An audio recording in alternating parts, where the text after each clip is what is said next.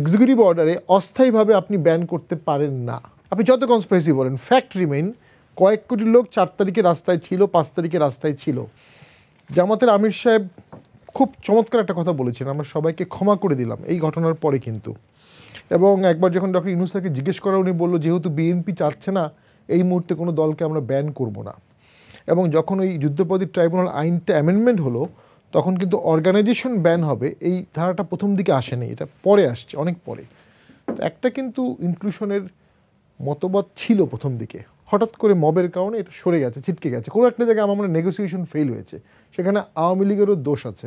আমি আতিক ভাইয়ের সাথে একমত, আওয়ামী লীগের কিছু বিষয়ে অবশ্যই ক্ষমা চাওয়া উচিত ছিল তাৎক্ষণিক, কিছু বিষয়ে রিফর্ম হওয়া উচিত ছিল তাৎক্ষণিক। অ্যাটলিস্ট দুর্নীতিবাজ লোককে তারা দল থেকে বহিষ্কার করে দেওয়া উচিত ছিল, কিছু লোককে কমিটি রিফর্ম করে ফেলা উচিত ছিল। মানুষকে তো বুঝতে হবে একটা আন্দোলন হয়েছে, একটা পতন হয়েছে, আপনাকে এই আন্দোলন এবং পতনের সাথে অবশ্যই অ্যাডজাস্ট হতে হবে। আপনি এটাকে কনস্পিরেসি থিওরি বলে উড়াই দিতে পারবেন না। 4 তারিখে এদেশে কয়েক কোটি লোক মানুষ নেমেছে রাস্তায়। আপনি যত কনস্পিরেসি বলেন, ফ্যাক্ট রিমেইন কয়েক কোটি লোক 4 তারিখে রাস্তায় ছিল, 5 তারিখে রাস্তায় ছিল। তো সেইটাকে আপনি ষড়যন্ত্র থিওরি বলে টোটালটাকে কভার আপ করতে পারবেন না। ষড়যন্ত্র থাকবেই, ষড়যন্ত্র ছাড়া কোনো বিপ্লব আন্দোলন হয় না। ম্যাটিকুলাস ডিজাইন আছে, এটা তো উনি বলেছেন। তো এইখানে আমি মনে করি আওয়ামী লীগেরও কিছু ভুল আছে। আবার সবচেয়ে বড় সমস্যা হলো আপনি আওয়ামী লীগকে পার্মানেন্ট ব্যান করে দেন, এখানে একটা লিগাল ইস্যু আছে। প্রথম হচ্ছে আওয়ামী লীগকে অস্থায়ী ব্যান করা হয়েছে সন্ত্রাস বিরোধী আইনে, অন দ্য গ্রাউন্ড, এই গ্রাউন্ডে না কিন্তু যে আওয়ামী লীগ সন্ত্রাস করছে, অন দ্য গ্রাউন্ড যে আওয়ামী লীগের বিরুদ্ধে, নেতৃবৃন্দের বিরুদ্ধে গণহত্যার মামলা বিদ্যমান। নেতৃবৃন্দ কিন্তু তখনও কিন্তু আওয়ামী লীগের বিরুদ্ধে কোনো মামলা হয়নি, এখনও আওয়ামী লীগের বিরুদ্ধে কোনো মামলা হয়নি। তাহলে আওয়ামী লীগের বিরুদ্ধে কোনো মামলা না করে একটা এক্সিকিউটিভ অর্ডারে অস্থায়ীভাবে আপনি ব্যান করতে পারেন না। আর নির্বাচন কমিশন 2 ঘন্টার মধ্যেই ওই চিঠিটা সাথে সাথে মেনে নিয়ে অস্থায়ীভাবে আওয়ামী লীগকে ডিলিস্ট করে দিল। অস্থায়ীভাবে নিবন্ধন বাতিলের কোনো বিধান আছে? আমার তো মনে হয় না। এখানে একটা লিগাল ইস্যু থাকবে।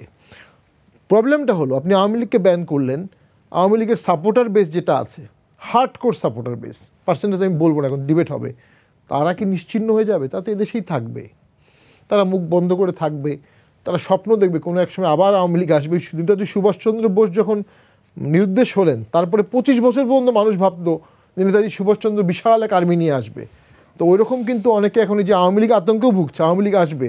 আরেকটা আছে, আওয়ামী লীগ আসবে, আওয়ামী লীগ আসবে, এটা একটা ট্রাম্প কার্ড। আওয়ামী লীগ আসবে এটা দেখিয়ে বাড়ি গুড়িয়ে দাও, আগুন দিয়ে দাও, পিটিয়ে ফেলো, মেরে ফেলো, ধরে পুলিশকে দাও। একজন মহিলা গিয়ে জয় বাংলা বলছে 32 নম্বরে, তাকে পিটাচ্ছে। জীবনের সব আয়োজন এখানে একসাথে। আর তাকে অ্যারেস্ট, ওই মহিলা যে পিটাচ্ছে তাকে অ্যারেস্ট না করে যে জয় বাংলা বললো বা দেখতে আসলো তাকে অ্যারেস্ট করে হত্যা মামলা দেওয়া হলো। তার আগের দিন পর্যন্ত তার বিরুদ্ধে হত্যা মামলা নাই, ওখানে যাওয়ার কারণে হত্যা মামলা দিয়ে দেওয়া হলো। 150 জন সাংবাদিক, তাদের বিরুদ্ধে এই মুহূর্তে মনে হত্যা মামলা আছে, আমি সংখ্যাটা শিওর না, আছে। সাংবাদিক কেন হত্যা মামলায় থাকবে? সাংবাদিক গুলি করেছে, গুলির অর্ডার দিয়েছে, এটা হয়? সাধারণত হয় না। ওই যে 17 বছরের রাগটা, ক্ষোভটা থেকে উঠে আসতে পারছি না। কিন্তু জাতিসত্তা যদি আপনি বিলিভ করেন, রাষ্ট্র, সোভারেন্টি, ইউনিটি, তখন আপনাকে অবশ্যই এর উপরে একটা পর্যায়ে উঠতে হবে। যে উঠতে পারবে সে বঙ্গবন্ধুর কাছাকাছি স্যাটারের নেতা হতে পারে, এটাই সুযোগ ছিল। সেই সুযোগটা কেউ নেয়নি। ডক্টর ইউনূস স্যারের মতো বিশাল ব্যক্তিত্ব সম্পূর্ণ আওয়ামী লীগ ঘৃণা নিয়েই দেশ চালাচ্ছে। তার ব্যক্তিগত রাগ আছে, তাকে 8 তলায় উঠিয়েছে, খাঁচায় ভরেছে, তার ব্যক্তিগত সমস্ত জায়গায় আওয়ামী লীগ ডিস্টার্ব করেছে, কিন্তু উনি কিন্তু রাষ্ট্রের একজন chief adviser, equivalent to prime minister. রাগ ক্ষোভের ঊর্ধ্বে কিন্তু তার দেশ চালাতে হবে, সেখানে তিনি সহাবস্থান নিশ্চিত করতে পারলেন না। ডক্টর ইউনূস থাকবে না, কিন্তু এই বিরোধটা, এই দ্বন্দ্বটা থেকে যাবে। নেপালে 17 বার আন্দোলন হয়েছে, 17 বার। জিয়াউর রহমানের আমলে 22টা কু হয়েছে, 22টা কু। এক পর্যায়ে জিয়াউর রহমানকে হত্যার চেষ্টা করার পরে 1245 জন আর্মি অফিসারকে তার সময় সামারি এক্সিকিউট করা হয়েছে, তারপরে তো ওনাকেও মেরে ফেলা হলো। দেশ তো অনেক বড় বিষয়, দেশ কিন্তু রাগ ক্ষোভ দুঃখের উপরের বিষয়, এবং দেশকে খুব প্রফেশনালি হ্যান্ডেল করতে হয়। এবং এই দেশটি চালানো খুব কঠিন নানা কারণে। শেষ করে দিচ্ছি, একটা জিওগ্রাফির ইস্যু আছে, আরেকটা হচ্ছে আমরা সিঙ্গেল প্লেটে আছি, অন্য কোনো দেশের সাথে আমাদের ট্রেড নাই, লাইন নাই, বর্ডার নাই। তো আমাদেরকে অনেক কিছু অ্যাডজাস্ট করে দেশ চালাতে হয়। আর হচ্ছে এই দেশের মানুষের মধ্যে চাকরি দেওয়ার কোনো সুযোগ নেই, জব কাট হচ্ছে, প্রচুর জব কাট হচ্ছে।